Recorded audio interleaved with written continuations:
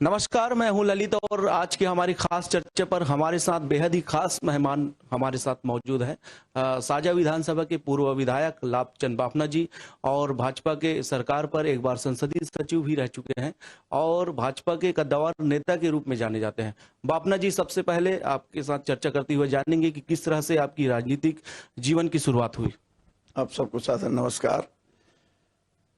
बाल्यकाल से ही मन में एक भावना थी कि समाज सेवा करूं और समाज सेवा करते करते मन में विचार आया 1977 में जब यहाँ मोहन भैया जनता दल से चुनाव लड़ रहे थे। उस समय यहाँ के 17-18 बूथ में चुनाव संचालन करने का अवसर प्राप्त हुआ और बाद में वो मोहन भैया यहाँ से सांसद निर्वाचित हुए और उनके साथ में पूरे क्षेत्र का दौरा करते चला गया। कई बार यहाँ का मंडल अध्यक्ष और धमधा मंडल अध्यक्ष और जिला कार्यकारिणी में 1985-87 से लेकर आज तक जिला कार्यकारिणी दुर्ग में रहने का अवसर प्राप्त हुआ और 1990 से लेकर अभी तक पार्टी ने मुझे प्रदेश कार्य समिति में स्थान दिया है।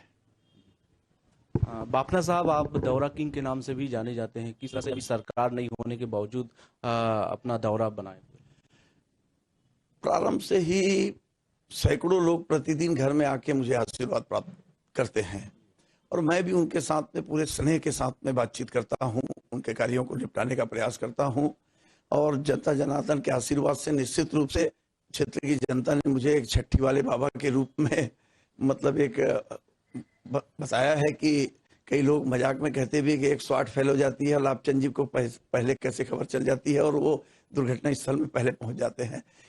ये हर नेता का कर्तव्य होना चाहिए। राजनीति बाद में है, पहले समाज सेवा है और मैंने अपना मूल मंत्र समाज सेवा बनाया है और इसलिए मैं निरंतर जनता के संपर्क में, चाहे दायित्व में रहता हूं तब और दायित्व में नहीं हूं तब भी वैसा ही सुख में दुख में। अभी कोरोना काल में हमने हजारों लोगों को क्योंकि मुख्य मार्ग में मेरा निवास आप देख रहे हैं, इसलिए रायपुर में और दुर्ग में वहाँ के जो MOD वगैरह हैं, बड़े बड़े अस्पताल के, उन लोगों से पुराना परिचय होने के कारण सैकड़ों लोगों को उचित स्थान में भर्ती कराने का, उनको ऑक्सीजन दिलाने का, उनको कहीं कोई दुर्घटना हो गई, कैजुअलिटी हो गई तो उनको मुक्तांजलि दिलाने का, एम्बुलेंस उपलब्ध कराने का, रेमडेसिविर इंजेक्शन उपलब्ध कराने का, क्षेत्र में कम से कम मैंने 1-1.5 लाख से ज्यादा मास्क के वितरण, सैनिटाइजर का वितरण, खाद्यान्न का वितरण, क्योंकि मेरी पूरी विधानसभा साजा धंधा में बहुत बड़ी संख्या में, बहुत बड़ी मात्रा में सब्जी उत्पादन होता है और वो सब्जी उत्पादन में बेचारे लोगों को बिल्कुल 5 पैसा मिल नहीं रहा था क्योंकि पूरी लॉकडाउन था।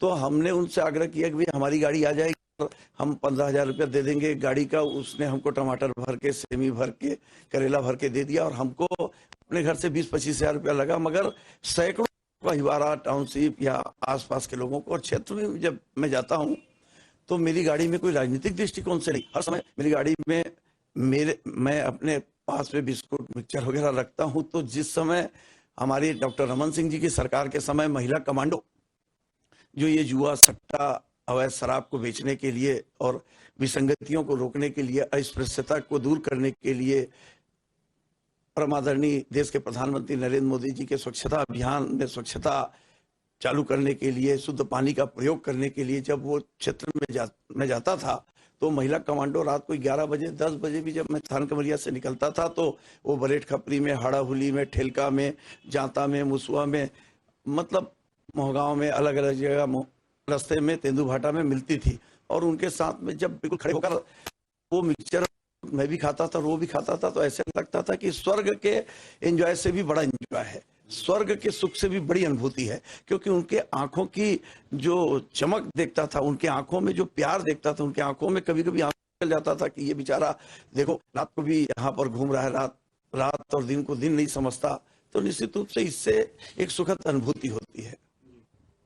बाफना साहब, अभी छत्तीसगढ़ में कांग्रेस की सरकार है और आप लोग विपक्ष की भूमिका लगातार निभा रहे हैं। साजा विधानसभा में किस तरह से विकास को देखते हैं वर्तमान में? मैंने 40 साल के राजनीतिक जीवन में आलोचना में ज्यादा विश्वास नहीं किया है। मैंने आज तक कभी, मेरे सामने कैंडिडेट 1998 में श्री ताम्रध्वज साहू जी थे, मगर मैंने कभी आलोचना में विश्वास नहीं किया। और उसके बाद में 2008 से मैं श्री रविंद्र चौबे जी के साथ में चुनाव लड़ रहा हूं, मगर मैंने कभी किसी मंच से व्यक्तिगत आरोप उनके परिवार के लिए कोई आरोप या कभी लगाने में विश्वास नहीं किया। मैंने अपने काम में विश्वास किया है और मैंने अपने विधानसभा में जो काम किया है मुझे संतुष्टि है, जनता को संतुष्टि है। और जनता इन 3 वर्षों बाद पुराने जनप्रतिनिधि के व्यवहार, उसके काम को आज जनता वहां पर तुलनात्मक अध्ययन कर रही है और याद कर रही है। मैंने वहां पर कम से कम 100 करोड़ से ज्यादा पहली बार 30-35 साल बाद में पहली बार नहरों की चिराई, नहरों की लाइनिंग, नहरों के सीमेंटीकरण और नहरों के चौड़ीकरण का काम करके सुतिया पाट और अलग अलग डैम से साजा विधानसभा के दूरस्थ अंचलों में पानी पहुंचाने का प्रयास किया। हमारे विधानसभा के कम से कम 100 गांव ऐसे थे जो दूषित पानी पीते थे, मगर हम लोगों ने बृहत नल जल योजना और शिवनाथ नदी से मीठे जल को पहुंचाने का काम इस प्रदेश के यशस्वी मुख्यमंत्री डॉक्टर रमन सिंह जी के आशीर्वाद से कम 200 करोड़ रुपए की लागत से किया। और कम से कम 1000 से भी ज्यादा करोड़ की लागत से सड़कों का जाल बिछा दिया। पहले यहां से खैरागढ़ जाना काले पानी की सजा थी, परपुड़ी जाना काले पानी की सजा थी, मगर चारों तरफ सड़कों का जाल बिछ गया था और हजारों किसानों को हम लोगों ने उस समय निःशुल्क, मतलब उनको डिमांड आया था 3 लाख रुपया का, मगर कैसे भी करके हम लोगों ने बातचीत करके वहां ट्रांसफार्मर लगाकर 20-20 खंबे लगाकर वो किसानों को वहां पर उनके किसानों के लिए पंप की सुविधा उपलब्ध कराई। कई हाई स्कूल बनवाए, कई कम से कम 40 से ज्यादा नई पंचायत बनाई। हमने ये सोच के नई पंचायत नहीं बनाई कि वहां पर किसका जनप्रतिनिधि बनेगा, ये सोचकर मैंने वहां पर ग्राम पंचायतें बनाई और पूरी की पूरी पंचायतों में 16,75,000 रुपए की लागत से पंचायत भवन बनाकर उनको हमने समर्पित कर दिया। ऐसे बड़े बड़े उल्लेखनीय कार्य उस विधानसभा में हुए थे। मुझे संतुष्टि है कि 5 साल मुझे उस क्षेत्र की जनता का भी, अधिकारियों का भी, जनप्रतिनिधियों का भी, मेरे संगठन के पदाधिकारियों का भी भरपूर सहयोग और स्नेह प्राप्त हुआ था। और उसका परिणाम था कि मैंने उस विधानसभा में अभूतपूर्व क्रांति लाने का प्रयास किया। लोग दिशा भ्रम हो जाते थे कि कहीं हम रायपुर, नींद आ जाती थी तो सोचते थे कहीं हम रायपुर या दुर्ग तो नहीं आ गए वहां की सड़कों को देखकर, मगर इन 3 वर्षों में फिर सड़कों की खस्ता हाल चालू हो गई है। बापना साहब, वर्तमान में आपको जामुल निकाय चुनाव का प्रभारी बनाया गया है, किस तरह से चुनौतियां मानते हैं? भारतीय जनता पार्टी ने मेरे ऊपर बहुत बड़ा विश्वास किया है। देश के कम से कम 15 प्रदेशों में चुनाव प्रभारी के रूप में काम करने का अवसर प्राप्त हुआ है। इसके पहले उत्तर प्रदेश के चुनाव में मैं हरदोई का प्रभारी था, 8 विधानसभा थी। हिंदुस्तान के हरियाणा से लेकर राजस्थान, गुजरात, मध्य प्रदेश, महाराष्ट्र, झारखंड, बिहार, उत्तर प्रदेश, आसाम, अलग अलग प्रदेशों में, मध्य प्रदेश, अनेकों बार जाने का अवसर प्राप्त हुआ। 1990 के बाद में जितने आंदोलन हुए होंगे कश्मीर में, चाहे बेंगलोर में, चाहे जितने तिरंगा यात्रा हुई होगी, हर जगह हजारों की संख्या में लेके जाने का अवसर प्राप्त हुआ। व्यापारी प्रकोष्ठ के अध्यक्ष के नाते ट्रेन भर भर के हम लोग व्यापारी वर्ग को सहयोग प्रदान करने के लिए, इंस्पेक्टर राज की समाप्ति करने के लिए, खाद्य मिश्रण एक्ट को समाप्त करने के लिए, अत्यावश्यक वस्तु अधिनियम को समाप्त करने के लिए हम लोग दिल्ली जाया करते थे, मध्य प्रदेश की राजधानी भोपाल जाया करते थे।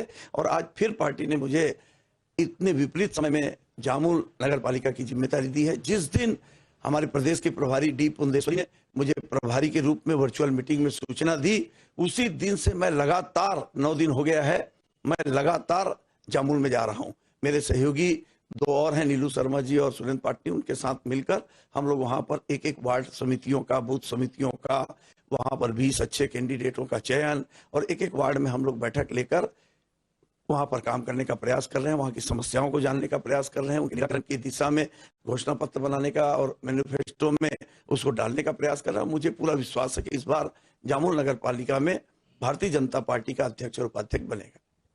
बापना साहब, जिस तरह से पार्टी के कुछ प्रत्याशी जो है बागी होने का प्रयास कर रहे थे, लेकिन एक अच्छी बात यह है भारतीय जनता पार्टी के लिए कि काफी लोगों को आप लोग मना लिए और 2 बागी दिखाई दे रहे हैं। किस तरह से आगे की रणनीति होगी, क्या अभी भी उनको बनाने का? मैं समझता हूं बहुत सारे लोगों की इच्छा थी चुनाव लड़ने की, मगर सब लोगों को हम लोगों ने बातचीत करके समझाने का प्रयास किया है। कुछ बात बचे हुए हैं। हमारा प्रयास रहेगा कि हमारे घर का साथी, हमारा कार्यकर्ता हमारे परिवार में ही रहे, इसलिए उन लोगों से भी अभी बातचीत चल रही है और वो मानसिकता बना रहे हैं कि वो समर्थन देंगे हमारे अधिकृत प्रत्याशियों। तो इस तरह से हमारे साथ लाभचंद बापना जी थे, काफी सार्थक रूप से चर्चा हुआ और मैं हूं कैमरा पर्सन भरद्वाज के साथ ललित